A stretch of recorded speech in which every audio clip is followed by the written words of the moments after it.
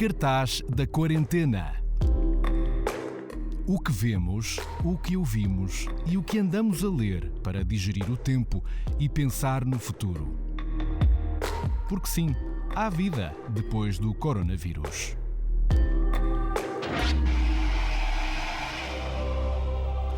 Sejam bem-vindos ao Cartaz da Quarentena. O meu nome é Hugo Manuel Correia e o episódio de hoje é muito especial.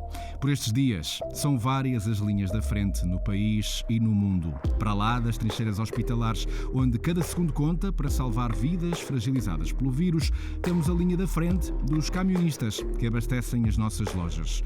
Temos a linha da frente dos próprios supermercados, onde da reposição de estoques às caixas e às equipas de limpeza, nada pode falhar para que nada falte na nossa despensa por estes dias. Mas depois temos a linha da frente de quem trabalha para estarmos informados em permanência. Notícias ao segundo e, sempre que possível, com uma imagem reveladora que nos abra os horizontes sobre o que se está a passar pelo mundo. Hoje, excepcionalmente, não temos um, nem dois, mas 4 convidados. Adelino Meireles, Pedro Correia, Leonel Castro e Artur Machado, eles os 4 e tantos outros fotógrafos, companheiros desta equipa, também são uma linha da frente. São os olhos dos nossos jornais, responsáveis por reter os nanosegundos mais marcantes dos dias que passam. E também eles devem ter histórias para contar e sugestões para partilhar neste Cartaz da Quarentena.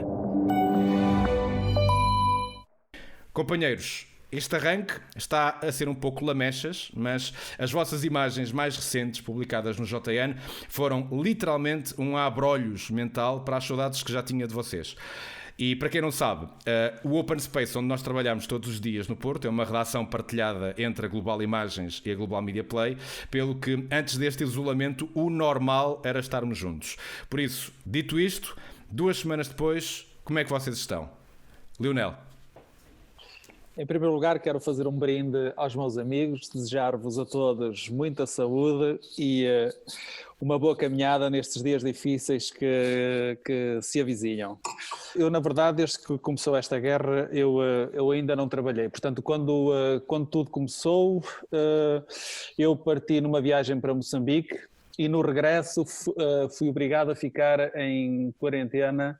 E, portanto, e aí me mantenho ao longo destas 2 semanas. Termina hoje, felizmente, amanhã já vou para o terreno, vou-me juntar aos meus colegas e o meu dia-a-dia tem sido, portanto, entre 4 paredes, com a minha família, com os meus 2 filhos e com a minha mulher.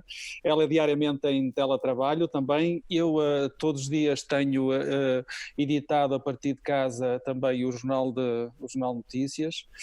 E basicamente o meu dia resume-se a trabalho, umas brincadeiras com os meus filhos, tenho fotografado o nosso cotidiano, portanto eu acho que só em férias na verdade é que nós tínhamos estado tanto tempo juntos. Depois do almoço dou uma corrida ao monte com eles, portanto que fica mesmo aqui ao lado da nossa casa, é só atravessar a rua, é a única saída que eu tenho não tenho noção nenhuma do que se está a passar, portanto na cidade do Porto, aqui na cidade onde eu vivo, em Valongo.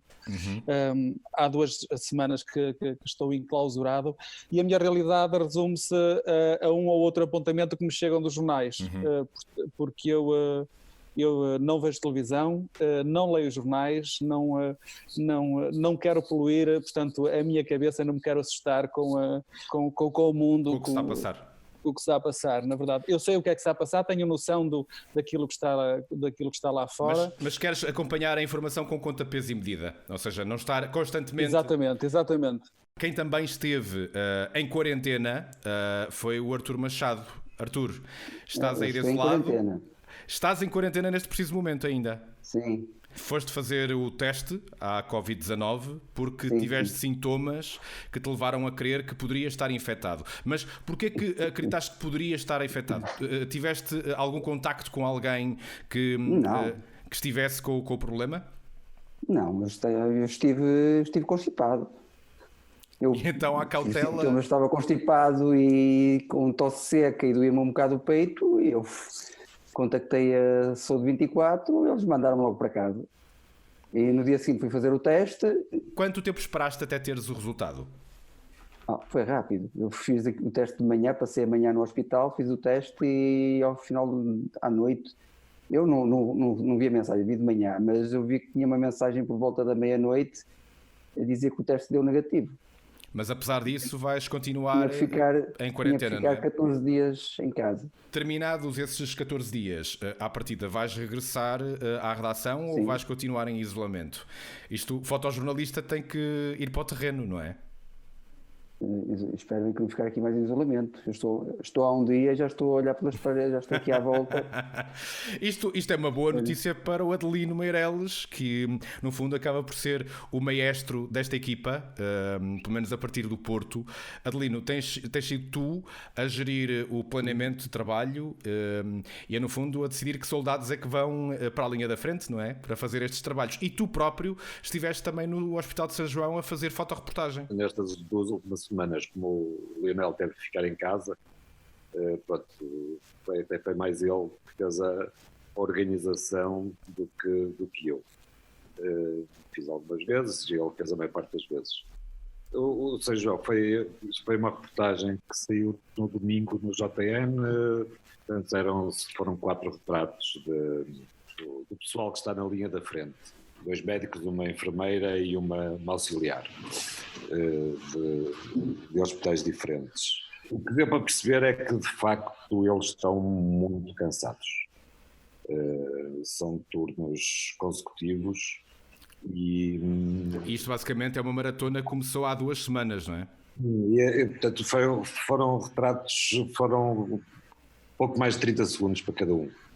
Porque as pessoas normalmente era a saída dos turnos, primeiro tinham medo de não poder sair dentro do hospital, depois estavam muito cansadas, tinham que ir embora, tinham que se lavar, tinham que dormir, no dia a seguir tinham que estar outra vez prontos e pronto, e foi tudo muito... Foi estranho, foi estranho. E quem também esteve lá no São João foi o Pedro Correia. Pedro, tu tiveste que também te equipar, não é? Porque estavas em trabalho, mas não podias colocar-te em risco, porque se há grande concentração por metro quadrado de infectados com Covid-19, é de facto aquele hospital de campanha junto ao Hospital de São João. Como é que foi ir de câmara na mão e de olhar atento a tudo o que se está a passar nos meandros daquele hospital de campanha? Olá. Para começar, apesar de nós acharmos que vamos para o epicentro e que é o mais perigoso, acho que é exatamente o contrário. Segundo os médicos, é mais seguro lá dentro do que propriamente cá fora. Ele até frisou que provavelmente a maior parte dos médicos, enfermeiros e auxiliares de saúde contaminados tem sido mais cá fora do que propriamente lá dentro, porque lá dentro há muito cuidado, há uma série de regras, há uma série de normas que se cumprem mesmo à risca. As zonas de perigo estão bem delimitadas? Bem delimitadas, ninguém entra no hospital sem máscara. Temos o apoio logo de pessoas que nos vêm buscar e mal entramos na urgência, que nós entramos neste caso pela urgência, fomos mesmo ao sítio onde está tudo a acontecer. E depois há um briefing, falamos, explica-nos tudo e depois há o equipar. E o equipar é tudo. Não fica nada de fora, tudo está tapado, isto é, das pontas dos pés às pontas dos cabelos, não é? Desde uma máscara própria, que não é a mesma máscara com que entramos, mas é uma máscara própria, que nós chamamos de respirador, é uns óculos, é um saco que nós nos enfiamos literalmente dentro dele com um carapuço, e os pés, não é? Quer dizer, e depois vamos passando pelas várias fases e vamos fazendo higiene, isto é, vamos lavando as mãos. Apesar de termos luvas, vamos lavando as mãos e vamos fazendo como se deve fazer, a lavagem de mãos, mas com álcool ou com os líquidos próprios. Não há grande problema, parece-me a mim, espero eu, não haverá grande problema em termos de contágio. Acho que é cá fora realmente é quando nós não percebemos onde é que está o vírus, ou estamos completamente protegidos, por assim se dizer. Não é? E um simples toque no corrimão aqui pode ser fatal, o toque que faltava para ficar infectado. Agora, falavas-me ontem, dizias-me algo muito interessante, que é este trabalho que vocês foram fazer ao São João, demonstrou por parte das autoridades e do próprio Serviço Nacional de Saúde a vontade de transparência. Ou seja, vocês não foram fotografar uma realidade macabra maquilhada, tinham sim a realidade tal qual ela é à vossa frente, e tudo o que a vossa lente captou era a realidade, a essência do que se estava a passar. Como é que foi também vocês perceberem essa vontade e fazerem o melhor trabalho possível para que aquela realidade fosse transmitida sem filtros, e até arriscaria mesmo dizer, para deitar por terra muitos boatos e muitas fake news propagadas pelas redes sociais? Essa parte é muito importante, porque eu acho que essencialmente é nestas ocasiões que nós percebemos realmente qual é o papel do jornalista, não é? Porque nós temos o papel realmente preponderante, porque temos que passar a mensagem do que realmente existe. Isto não são boatos, isto não são coisas fictícias, isto é realidade. E realmente uma coisa que me surpreendeu pela positiva foi que realmente ninguém estava preocupado com aquilo que eu estava a fazer. Confiaram literalmente no meu trabalho. Apenas nos explicaram o que é que teríamos que fazer em termos de segurança e depois deixaram-nos fazer tudo aquilo que nós queríamos. Nunca tive ninguém a dizer não fotografa aquela pessoa, cuidado com aquilo. Não há essa preocupação. Eles estão demasiado concentrados em tudo o que têm que fazer. Ok? O médico, o próprio diretor de urgência dizia: nós temos que nos preocupar com aquilo que temos que fazer. Temos que ser assertivos. E eu preocupo-me em fazer isto e é com isto que eu tenho que me preocupar e fazer o melhor possível. E realmente foi isso que eu senti. Cada um está preocupado, cada um tem um papel preponderante e determinante. E eu senti-me exatamente igual, que foi: eu faço o meu trabalho, não posso pisar aquelas linhas amarelas, não posso tocar nisto, não posso fazer aquilo, mas de resto do meu trabalho eu posso fazer da melhor forma, como já não me lembro de ter alguma vez feito. Porque realmente as portas estavam abertas, não havia nada camuflado, não havia preocupação em esconder. Não, as pessoas estão demasiadamente preocupadas em fazer o seu trabalho. As imagens, os fotogramas que vocês lá trouxeram foi basicamente uma orquestra muito bem afinada, não é? Ou seja, não há o caos dentro daquele espaço. Não senti isso em altura nenhuma. Em altura nenhuma. Por acaso há um episódio interessante que foi: mal começamos a visita, vamos à tenda e quem é que nós encontramos? O nosso Artur Machado, com o seu livro à espera de fazer o teste. Logo a primeira fotografia que eu fiz foi o Artur Machado à espera de fazer o teste de Covid.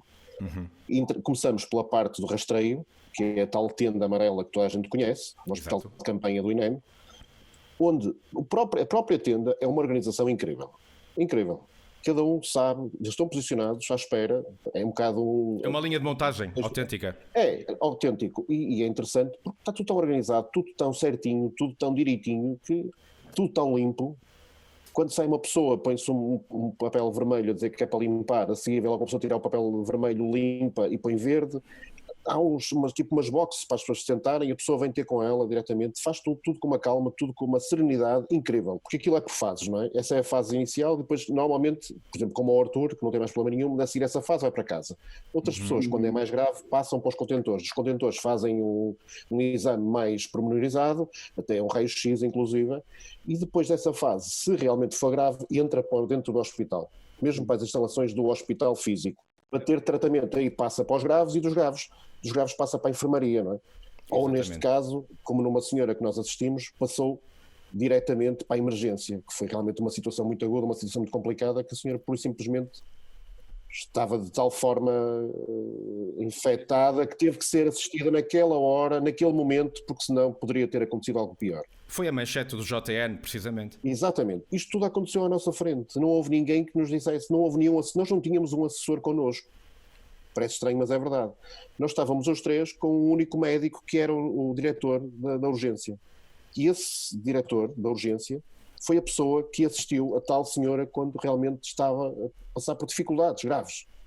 Ele próprio percebeu e acudiu. Não foi preciso chamar mais ninguém. Tudo ali funciona automaticamente. Digam-me uma coisa, de todas as imagens que vocês tiraram, ou seja, neste caso falo sobretudo para o Adelino e para o Pedro, que foram as duas pessoas, tirando o Artur, que pronto, eu presumo que ele foi fazer o teste sem máquina fotográfica, mas o Adelino e o Pedro estiveram de facto a ilustrar esta realidade no terreno.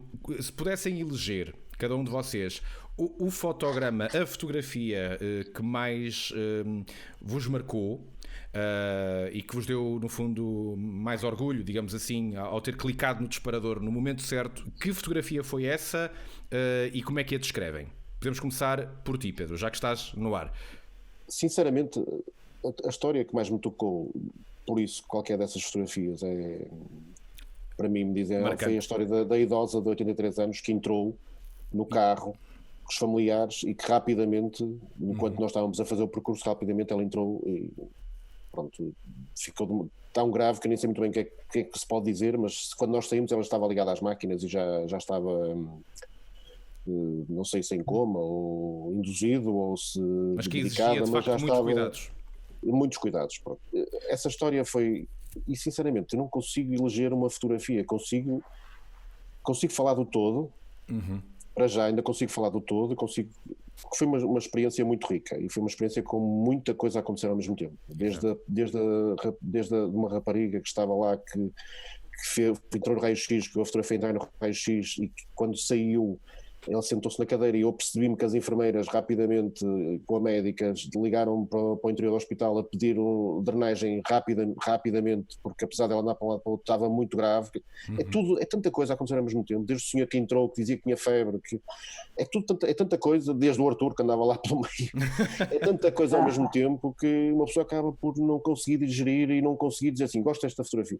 E sinceramente o que me sensibilizou mais foi o trabalho realmente dos médicos, dos enfermeiros, dos auxiliares de saúde, porque realmente acho que eles estão a fazer um trabalho muito digno, notável. Não tenho palavras para descrever aquilo que vi, sinceramente. Não tenho mesmo palavras para descrever aquilo que vi, porque acho que realmente são verdadeiros profissionais. Adelino, partilhas desta opinião? A ti, quais foram os fotogramas que te ficaram mais marcados na memória? Foram 3 situações. O trabalho do pessoal da frente, está na frente de combate. Era a senhora que é auxiliar hospitalar, não sei muito bem como é. Uma auxiliar da ação médica, provavelmente. Que estava a sair de um turno de 24 horas e estava toda contente porque só ia entrar 24 horas depois para fazer outro turno de 24 horas. A senhora estava completamente de rastos, física e emocionalmente. Mas alguém a foi buscar ou ela teve que pegar no carro e foi sozinha para casa? Ela ia sozinha, portanto eu esperei por ela à porta do hospital, ela parou lá o carro e eu fotografei-a rapidamente, porque ela pediu-me para ser rápido, queria ir dormir. Eu acho que as pessoas não têm muita noção, há muita gente que não tem muita noção do que é que se está a passar, do que é isto e do que de facto se passa dentro dos hospitais. E a cara daquela senhora acho que traduzia um bocado, para mim traduzia um bocado a situação, com o cansaço, com os olhos não a chorar, mas... As olheiras, os olhos carregados.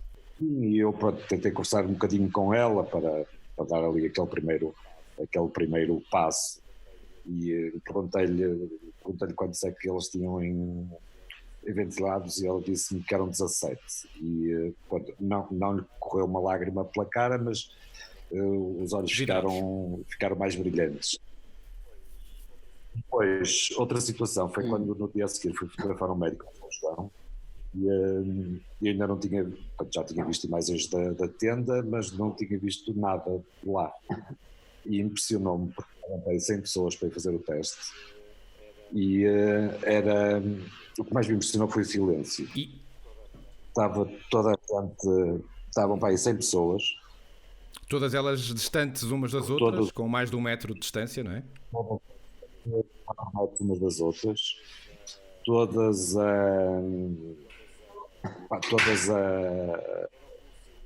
era o silêncio, porque estavam todas sozinhas. E eu parei lá um bocadinho, a uma distância razoável, e depois ouvia-se um tossir aqui, um tossir do outro lado, depois havia mais outro a tossir, depois havia uma pessoa que se sentava, de resto um silêncio absoluto, num espaço que tem normalmente centenas de pessoas a andar de um lado para o outro. Um silêncio constrangedor e difícil de digerir, não é? Muito forte, muito forte. E ontem fui fotografar um funeral de um senhor de 90 anos. Quem foi assistir ao funeral foi a filha, o genro e mais um casal. E é muito estranho e é triste as pessoas estarem um filho, apesar que o senhor já tinha 90 anos, pronto, provavelmente já teria várias patologias.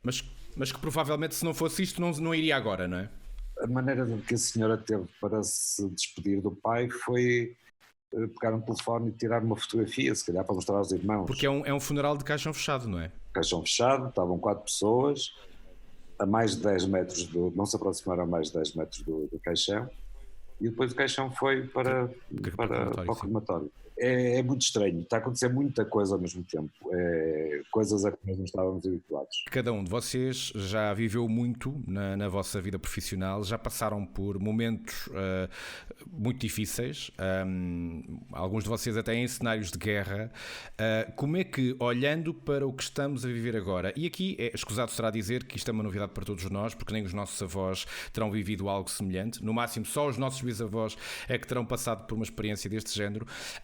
Como é que vocês localizam o que se está a passar agora em perspectiva com os cenários mais difíceis e adversos porque já passaram? Lionel. Olha, relativamente a esta situação atual, eu, como eu disse, eu não tenho ainda muita noção daquilo que se está a passar, a não ser pelas imagens que me chegam dos países vizinhos, de Espanha e de Itália. E essas imagens, sim, são assustadoras, e espero que nós aqui em Portugal nunca cheguemos a viver aquilo que eles estão a viver. Portanto, nós temos naqueles 2 países centenas de mortos todos os dias. Hoje Espanha aproximou-se quase dos 1000 mortos. Há bocado estive aqui a fazer uma busca pelas agências, onde tu vês nas morgues, estamos a falar em dezenas de caixões empilhados, não é? E nós aqui em Portugal, felizmente, ainda não vivemos isso. Essas imagens aqui ainda não foram feitas. Espero que nunca sejam Feitas. Que nunca sejam feitas, não é? Eu não tenho noção do perigo. Confesso que eu não tenho noção do perigo. Portanto, eu cheguei de uma viagem e enfiei-me em casa. Aliás, fui trabalhar no primeiro dia. Achei estranho a cidade estar completamente deserta. A própria cidade parece uma fotografia neste momento, não é? Ou seja, não há movimento sequer. Não, a cidade parece os primórdios da fotografia. Se fores procurar a primeira fotografia do Daguerre, é uma fotografia do engraxador a engraxar os sapatos a um homem. Portanto, aquilo é no Boulevard du Temple, em Paris, e portanto tu vês as casas e as árvores e aquelas 2 personagens. Isto só se vê aquelas 2 personagens porque o tempo da exposição era tão grande, portanto estamos a falar de uma exposição... Todo o movimento desaparecia, não é? Que todo o movimento à volta daquelas personagens naquela rua desapareceu completamente. E eu senti o Porto exatamente nessa mesma situação. Fez-me lembrar a primeira fotografia do Daguerre. Pronto, já vivi situações complicadas, é evidente, mas sobre a atual situação em Portugal,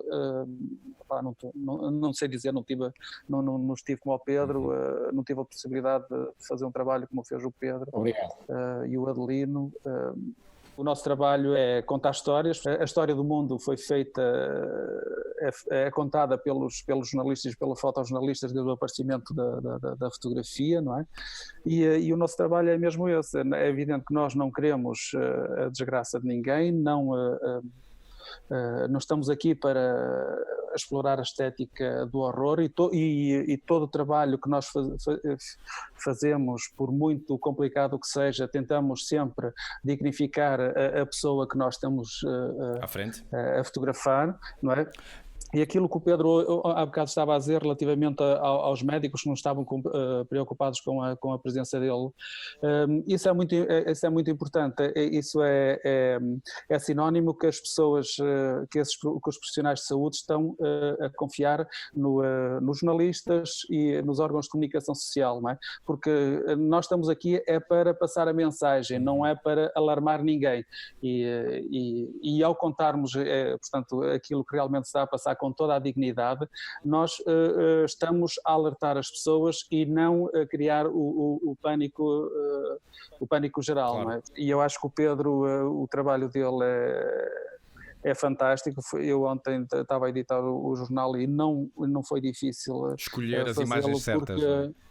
As imagens certas, porque, portanto, como ele também dizia há bocado, o trabalho não vale pela fotografia A, B ou C, mas pela narrativa, pela história que se consegue criar. Que ele construiu, não é? Portanto, em torno daquelas pessoas. E pronto, e fê-lo com muita dignidade, apesar da confusão toda, com uma grande limpeza, e não foi muito difícil, portanto, organizar a narrativa e para ser publicada, para hoje estar ao serviço do nosso leitor. Artur, à semelhança do que o Lionel estava aqui a dizer, o papel do fotógrafo, assim como de qualquer jornalista ou até mesmo de um repórter de imagem do vídeo, da televisão, o vosso papel é serem soldados da história, não é? Ou seja, é como dizia o Lionel, não é ir à procura do sofrimento vão, é apenas registar esse sofrimento, se ele realmente existe, e se tem uma causa e se tem uma consequência. Agora, indo ao encontro daquele meu raciocínio, como é que é para um fotógrafo, como é que é lidar com um momento que é em si mesmo história, com um H grande, ou seja, um momento único que nem nós mesmos temos paralelo e termo de comparação na nossa vida? Não sei, é muito estranho. É muito estranho, porque eu recordo-me, não sei se contei ao Pedro, estava lá no hospital à espera e estava mesmo lá no meio daquilo, a assistir àquilo à minha volta, e eu estava lá sentado, ia vendo as pessoas ali, eu só pensava, isto parece um filme. Era a única coisa que eu me lembrava, isto parece um filme, eu parece que estou mesmo porque eu estava lá no corredor, eu via as pessoas a passar, e eu vi aquela senhora velhinha que o Pedro falou, chegou do carro.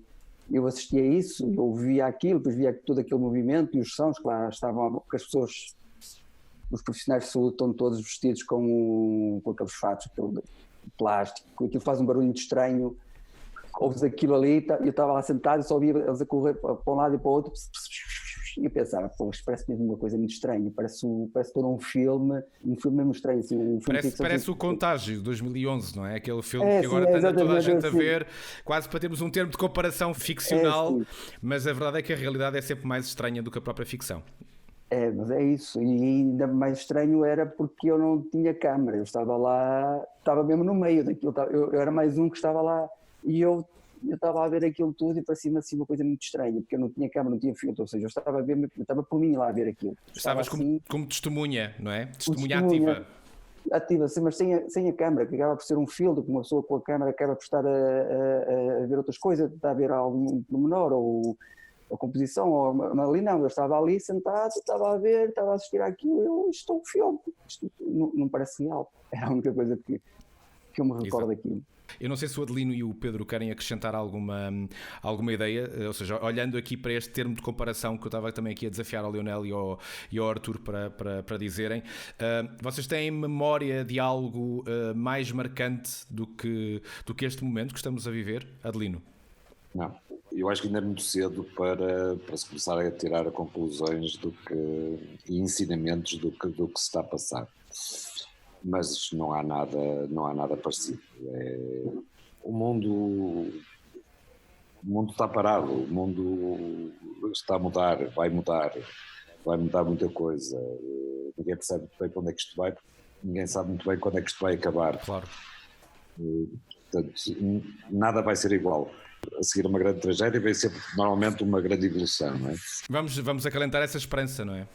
Agora espero é que venha uma evolução mais positiva que nós todos andamos a fazer ao planeta, que nos ponha a pensar um bocado que de facto se calhar isto não é claro que isto não é um sinal de Deus, mas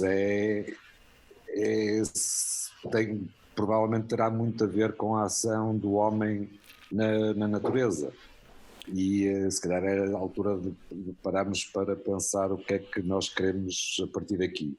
Eu acho que esta pandemia não está ao nível da gripe espanhola por causa da informação que existe agora, não é? E da tecnologia, não é? E todos os instrumentos que temos à nossa disposição para tratamento, ventiladores, antirretrovirais. Se tivéssemos regressado aos anos 20, se calhar íamos ter tantos mortos e isto ia demorar tanto tempo como foi a gripe espanhola, porque ninguém estava preparado. Uhum. E de facto é um tempo destas gerações, estas 2 ou 3 gerações para trás e da geração dos mais pequenos para a frente, esperemos que não se passe, que ninguém passe outra vez por uma coisa destas, porque é muito rápido, é uma coisa muito rápida, muito que paralisou o mundo, não é? O mundo está parado. Pedro. Ontem realmente percebi a dimensão das coisas e acho que nós aqui, como disse o Lionel e bem, não temos ainda, e ainda bem, porque acho que de certa forma acho que os portugueses tenho muito orgulho, como estava a falar muito o Lionel, temos muito orgulho no nosso povo, porque realmente está a fazer um trabalho notório, porque as pessoas estão a ficar em casa, as pessoas estão em casa, as pessoas realmente fazem aquilo que lhes pedem e nota-se que realmente as coisas não estão a piorar como era suposto, não é? E isso é muito bom. Mas o que realmente eu notei ontem, e apesar dos médicos, como o Adelino disse, que estão cansados e são as pessoas que estão na primeira linha, não é? E que têm noção das coisas mais reais, e os próprios médicos, isto é uma catástrofe sem precedentes, só que nós normalmente quando há uma catástrofe, há um sismo, estamos habituados a ver logo muitos mortos, aqui é ao contrário, isto é silencioso, não é? A cidade esvazia, as pessoas vão para casa e depois aparecem os mais velhos, os mais debilitados a sofrer. Foi o que eu vi ontem. Foi realmente muita gente, mas as pessoas mais da minha idade, mais meia idade estão, de certa forma, parece-me que não estão a sofrer tanto, mas realmente os idosos, é incrível como eles sofrem, é incrível por que eles passam, porque naquela sala dos doentes graves só se ouve os velhinhos, os olhos vazios, a gemer, a sofrer. E sobretudo a solidão, não é? A solidão porque nem sequer têm a capacidade de estarem acompanhados. Sinceramente, eu acho que o sofrimento é tanto que eles nem têm tempo para ter solidão. Eu assisti isso ontem, que realmente aquilo é muito, as pessoas não merecem, eu não quero estar, porque isto se calhar é sensacionalismo, não vou estar a dizer o que aquela senhora dizia quando estavam 4 ou 5 profissionais à volta dela, porque aquilo que eu vi é demasiado triste, porque a senhora até se culpava por aquilo, quer dizer, percebe? Porque é tanto sofrimento que ninguém consegue perceber, não é? Uhum.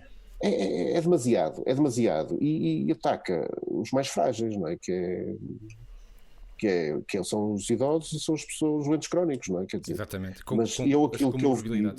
Aquilo que eu vi realmente é os nossos velhinhos, os nossos avós, os nossos pais, não é?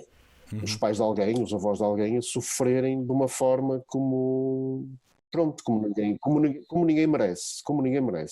E além da solidão, sinceramente, e o Adelino contou a parte do funeral, eu já tinha assistido à parte do funeral e acho que deve ser arrepiante para quem vive, mas isto é tudo tão novo, é tudo tão... que nós estamos todos um bocadinho ainda...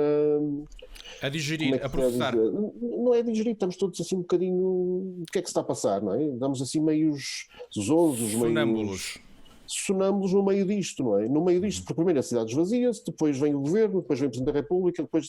isto é tudo, é tanta coisa a acontecer ao mesmo tempo, que eu acho sinceramente que só no fim é que vai dar para perceber, como disseram os meus colegas e bem, só no fim é que vai dar para perceber realmente o que é que aconteceu. E agora, acho que nós temos um papel preponderante e acho que é mesmo muito importante, e é por isso que, e felizmente acho que o nosso Estado, não vou falar do Estado, porque somos todos, acho que estão a compreender realmente qual é o papel do jornalista. E não há democracia sem jornalismo, e não há guerras sem jornalismo, nada existe sem jornalismo. E é importante que as pessoas percebam isso, que nós estamos ali, pura e simplesmente para pegar na mensagem que está ali e levá-la às pessoas que estão em casa. É só isso. O nosso papel é só esse. Tentando também, não direi aligeirar um bocado o ambiente, mas porque, como o Lionel há pouco estava a dizer, é impossível estarmos a viver constantemente a ver todas as notificações de todas as últimas notícias. A verdade é que cada um de nós também tem que encontrar um bocadinho de espaço mental e espaço temporal em casa para conseguir, não direi esquecer, mas desligar um pouco o complicómetro e os pensamentos que nos atormentam e espairecer um bocado. E é aqui que abrimos o vosso cartaz da quarentena.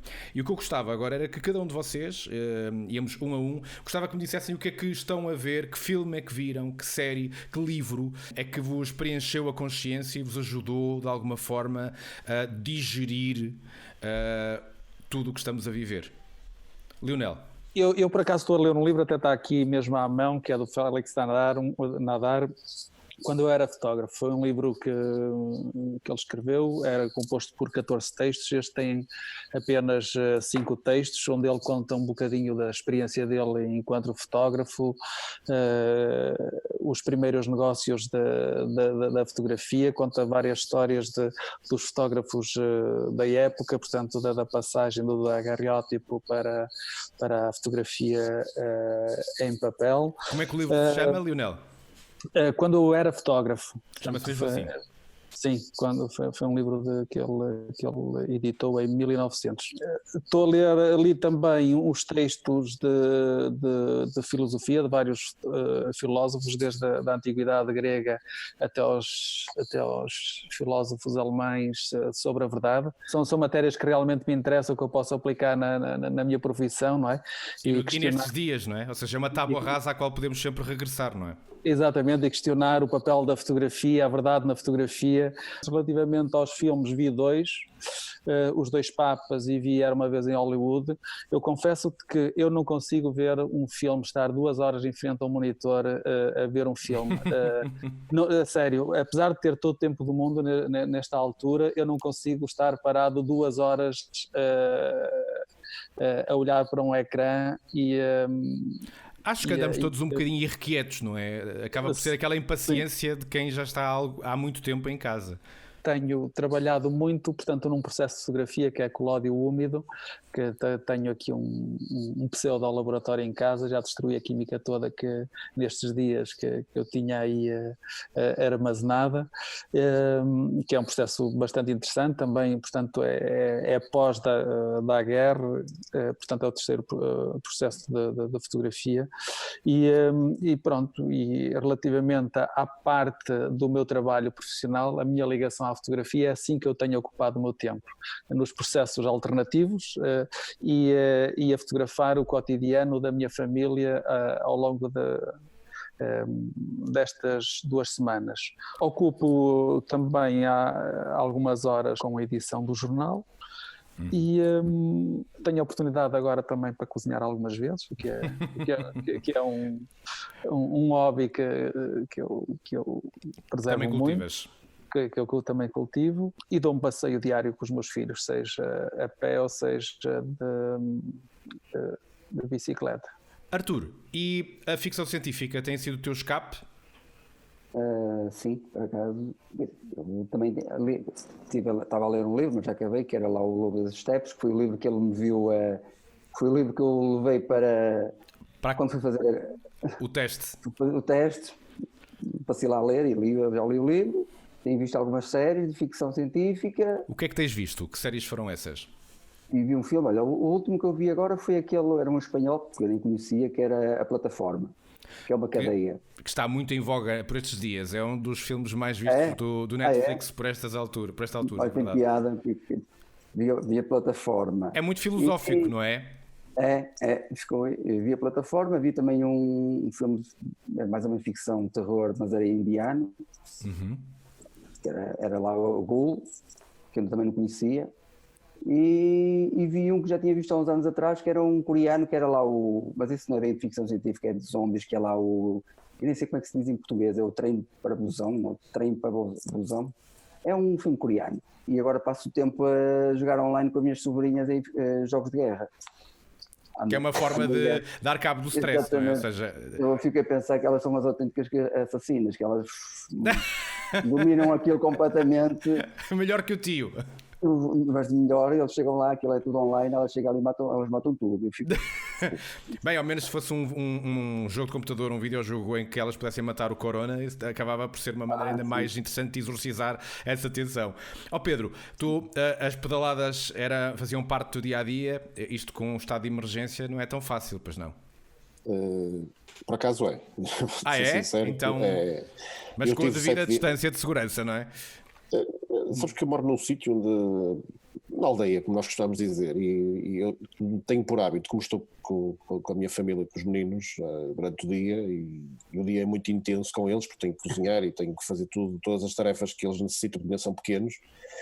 Levanto-me cedo e aproveito para aquilo que o Adelino disse há bocado, e que o Adelino também já tinha falado, e o Artur também já falamos sobre isso, esta questão da natureza e de tudo o que está a acontecer, não tenho meditado um bocadinho sobre isso, mas eu mesmo, e tenho de certa forma aproveitado um bocadinho para me levantar cedo, abrir a janela e estar ali um bocadinho a apanhar um bocado de sol e a contemplar um bocadinho as coisas, e depois levanto-me, ou vou dar uma volta de bicicleta, ou vou a pé, e gosto de aproveitar, mas cedo, porque para não haver problemas, para não haver ajuntamentos, nada dessas coisas, e normalmente vou e retiro-me e faço uma caminhada, uma volta de bicicleta, e de certa forma passo assim a minha manhã, e depois ando aqui a plantar uns carvalhos pequeninos e uns sobreiros, e pronto, ando aqui a regá-los e a tentar ver se falo com eles, a ver se eles crescem, mas não tenho visto televisão, não tenho lido, minha vida tem sido muito, se calhar...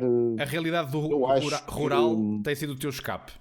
Eu acho que nós precisamos mais disto, acho que precisamos mais de deixar as nossas coisas todas para trás e se calhar valorizarmos o simples facto de estarmos vivos e de vivermos e se calhar aproveitar o dia daquela forma, que é acordar e respirar um bocado e sentir o sol na cara e ver as plantinhas a crescer. Pronto, isto é assim um bocado lamechas, mas é sinceramente a fase da vida em que eu estou a passar um bocado, e pronto, e acho que é a beleza das pequenas coisas. E acho que esta lição, como disse há bocado, isto é uma lição da natureza, não é? E por isso mesmo nós temos que valorizar aquilo que temos e não valorizar aquilo que não temos, não é? Ou dar valor àquilo que não temos, porque claro, acho que o ser humano é que só dá valor àquilo que tem quando perde, não é? E depois olhamos para trás e percebemos que éramos felizes e não sabíamos. Exatamente, e pronto, e estou numa fase um bocado mais de introspeção, e isto também tem mexido comigo mais nesse sentido, de perceber realmente o que é que está a acontecer, o que é que nós queremos fazer as coisas e não podemos agora, por simplesmente, não é? Não nos deixam, e por muito que queiras não consegues, porque não podes sair de casa, não é? Claro. Então tens que valorizar aquilo que tens, por simplesmente, e às vezes as coisas simples da vida são as melhores, e acho que isto de estarmos em casa é uma boa altura para se calhar estarmos mais tempo connosco mesmos, com nós mesmos, e se calhar pensarmos um bocadinho mais para sermos, quando isto passar, que não vai passar facilmente, sermos um bocadinho melhores seres humanos, não é? E cuidarmos um bocadinho melhor do nosso planeta. Adelino, também tens dedicado mais tempo à beleza das pequenas coisas, ou também tens encontrado nos filmes, nas séries, na literatura, na rádio, na música, uma forma de espairecer? Não estou confinado a casa. Tenho saído todos os dias, só fiquei 1 ou 2 vezes em casa a trabalhar, o resto tenho ido sempre ao jornal. Agora, o dia-a-dia, as rotinas são diferentes, porque estamos todos em casa, somos 5. Felizmente elas já não são pequeninas, portanto já são autónomas. Já são autónomas, já se portam mais ou menos bem. É claro que muda, o dia-a-dia muda, porque eu vou para o jornal e demoro menos de metade do tempo que demorava normal, não é?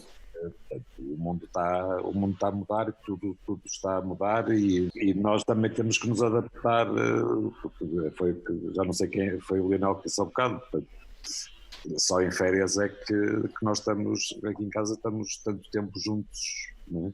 Sempre que estou em casa estão as minhas filhas e a minha mulher está em casa. Claro. Elas têm ficado a maior parte também em casa. Agora, de resto, não tenho visto muita coisa, ando a ver 2 séries ao mesmo tempo. Uma para acalmar um bocado, que é o Narcos México, assim, uma coisa mais levezinha. E ando a ver a série da Fórmula 1 da Netflix. Muito bem. Ora bom, meus amigos, isto foi uma verdadeira maratona de partilha, de reflexão. Foi muito bom ouvir-vos e perceber como, no fundo, a dimensão desta realidade que estamos a viver. São tempos desafiantes, mas a verdade é que em tempos tão complexos como os de hoje, quem está na linha da frente da procura da verdade tem um trabalho tão crítico como quem está nos laboratórios à procura da vacina que um dia nos pode vir a proteger. Até lá, companheiros, bom trabalho, protejam-se e mais cedo do que tarde a quarentena acaba e havemos de voltar novamente todos juntos na redação, porque isso sim é o nosso normal, não é o que estamos a viver agora. O programa de hoje, já estamos a ultrapassar o nosso tempo. Isto foi um programa especial, porque não é todos os dias que recebemos na nossa casa quatro amigos, 4 companheiros. Por isso, espero que tenham gostado. Registrem estas sugestões entre a beleza das pequenas coisas e também tudo aquilo que vos ajude a alguma introspeção. E já sabem, não saiam de casa, podem sempre alimentar a imaginação com este cartaz da quarentena. Stay safe, stay happy.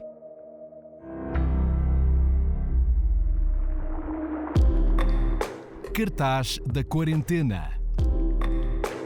O que vemos, o que ouvimos e o que andamos a ler para digerir o tempo e pensar no futuro. Porque sim, há vida depois do coronavírus.